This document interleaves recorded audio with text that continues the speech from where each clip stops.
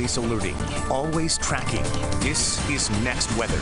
Before we get to Friday, November 24th, we got a lot of weather to go through, and some of it's not looking so good, Ivan. And if it's like it's going to come all on Wednesday. I mean, that's going to be the issue here. So a few showers over the next couple of days, but Wednesday is going to be our day where it's going to be the wettest that I've seen. Wait till I show you rain tracker. Nice looking day today. We still have a few showers across Broward County. It's 82 degrees right now. We made it to 87, another day where we almost hit the record. We've been doing that quite often. Back in 2015, that was the old record high temperature there. Upper 70s in Fort Lauderdale. You're a little bit cooler because of what I'm showing you here. Next radar net, we're picking up on that rainfall, and it is not particularly light. It's moderate, even some heavy downpours at times, and they're continuing to move in from northeast to southwest on that wind. They're Pompano Beach, Coral Springs. Everybody's filling in across northern Broward, and these will continue moving south and west. They're not going to intensify the weekend as that happens, and it's just going to be a couple more hours before we can get rid of these particular showers that are moving in from the Atlantic, and that's going to be the case for tomorrow. The storm system I'm referring to is the one in the Gulf of Mexico, so separate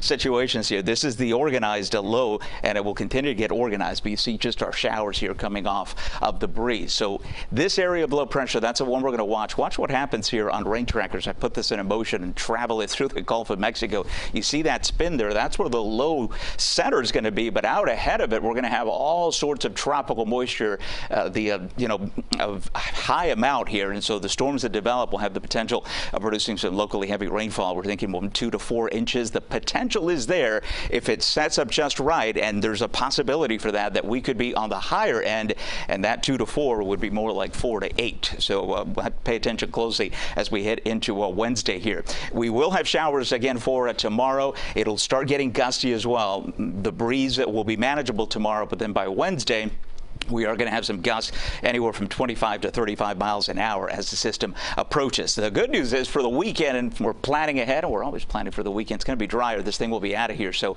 it's going to be a Wednesday and part of Thursday deal. I think even Thursday late, we'll begin to see some drier conditions before everything moves out Friday and into the weekend. These are the nuisance showers again for us tomorrow between 12 and 5 o'clock. Not going to be a huge deal, but about 30 to 40% coverage. We'll wind things down on Wednesday. Look how we start on Wednesday. You're not going to have a problem for the morning commute, but then by lunchtime, you are looking at all this heavy rain beginning to move in. These are not pop-up showers. This is not off the breeze. This is an organized low with terrific amounts of tropical moisture, and that is going to continue. And you see kind of a banding setting up there. That is going to be a problem for us. We're going to have that onshore flow, and this setup with this particular model of the rain tracker is depicting those higher end totals, and then everything, as I said, moves out by the time we get into Thursday and into Friday. So something to pay attention to. This is very different from what we've been used to. In the tropics, what we have is not much here in the Atlantic Basin, but we do have this area. National Hurricane Center is monitoring that. That same system in the Gulf is going to pull this thing away